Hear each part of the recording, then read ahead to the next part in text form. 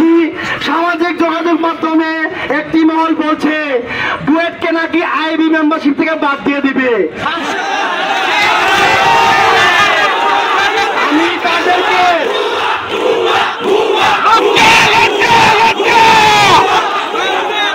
আমি তাদেরকে স্পষ্ট বার্তা দিতে চাই, আইবি কি আপনাদের বাধ্যতা সম্পত্তি? সোনাই বন্ধুগণ, আমরা সামাজিক যোগাযোগ আরো অনেক লক্ষ্য করছি, অনেক শিক্ষক প্রফেসর, অনেক সুশীল ডুয়েটের নাম শুনলে তাদের গা চলে।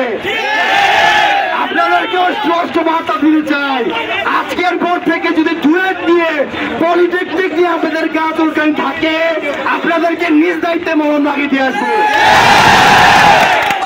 সারজিৎ ভাই, আপনি সরাসরি দশম গ্রেডকে কোটা বলেছেন, আপনি আগে কোটার সংজ্ঞা বলুন, কিভাবে দশম গ্রেড পেল সেটা আগে জানুন। যার যে জায়গা সেখানেই তাকে নিশ্চিত করতে হবে।